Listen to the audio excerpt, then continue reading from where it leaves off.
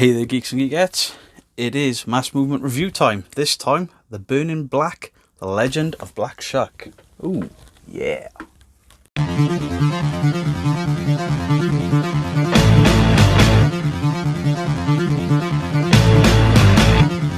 Oh, The Burning Black, The Legend of Black Shuck. It is written by Mark Allard Will with art by Ryan Ho, Justin Schauf, and Locke. You're better off reading them because I'm just going to get it completely wrong. So, I looked this book up online because I'd never heard of it. Wasn't aware of the label. Basically, it's by Renegade Arts Entertainment. Mark Allard Will, the writer, British born, lives in Canada at the moment, and this book is completely crowdfunded. And I was quite surprised by the quality of the book for a crowdfunded book. I've had a few from like Comic Cons and stuff, and I haven't been the greatest fan of some of them.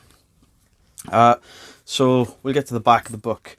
England 1577. With only her wits to aid her, teenage Mabel is forced to fight for her life as Black Shuck, the mythic beast that inspired Sir Arthur Conan Doyle's The Hound of the Baskervilles, wreaks terror on her once peaceful village. In this graphic novel adaptation of one of England's most enduring myths, writer Mark Allard Will and illustrator Ryan Ho weave the origin story for a monster that has transcended the boundaries of time itself. I was sold on reading that sort of back section there, and I'm so impressed by this book. So it's easy to explain. There are three artists on different pages because sort of the first section of the book is this sort of, let's find something that's not so graphic. First section of the book is, it is colour, but the colours are very downplayed. It's almost, there's orange elements to the sky and they show red. The rest is sort of this negative exposure type colour. And then the story sort of changes with a different artist to this different colour. And a different colour scheme is sort of, well, it's absolutely outstanding. So the darker colours, or the sort of this negative exposure colour almost, is sort of the pre-story in the build-up to how Black Shuck was created. And then this colour story is actually the sort of the first attack of Black Shuck. So this element is more akin to Vikings than anything. Sort of the elements of the story are definitely based on the Saxons versus the Vikings, and that's how Black Shuck, or through the events of a war in Wessex, is how the Black Shuck was created. And then the first attack then is because of a beggar that's basically beaten and treated bad by the king folk, I suppose, or the richer folk in a town. Now, this book absolutely excels as soon as Black Shuck is brought into play. The book instantly turns from what's almost like a horrible history story, then becomes a full-blown horror story set in the 1500s. And the book excels. When Black Shuck is on the page and sort of running rampage, if I can find something spoiler-free that doesn't show beheadings or some sort of blood.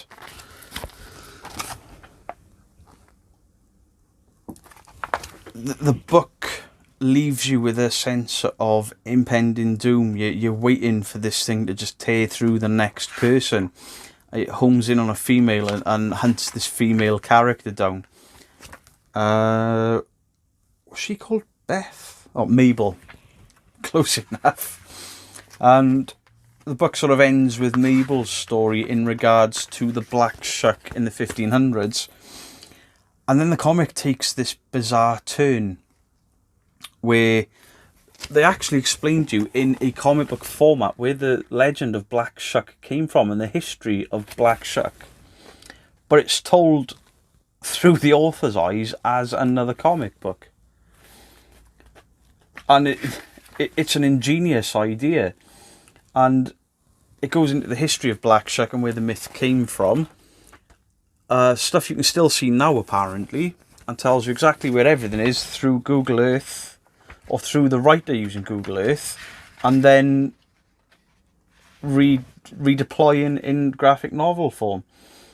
And then it goes further into sort of other myths and histories of Black Shuck. And I mean, this just, it looks awesome. Obviously different versions, because over time the story changes, and later on it obviously impacted Hound of the Baskervilles. Just such a good idea. And then we get this other switch to a different style of art, which basically goes into the history of Wessex and Suffolk and the landlocked elements of the sea. The Nutshell pub, which was the smallest pub in Britain, and how that is sort of linked through something to do with a cat. And how George Orwell was from the same sort of area, and how Black Shuck affected his writing. And there's a small pin-up gallery at the back. And that's the end of the book. It was, it's not the longest read, but I really, really enjoyed this book. It was a really good horror story. It was a really good action story in the beginning, and then I was learning at the end about Wessex and how Wessex is now divided into the areas it is now. Like, I didn't realise I was learning geography from a comic book where I learned about Suffolk and how Suffolk and Bury St Edmunds, or Bury St Edmunds, and where the coat of arms for the area came from. So I'm going to give this book a 9 out of 10. A crowd-funded, obviously small publisher, creating something from scratch into the horror realm, which I love. I do love horror, both in film and comic and book.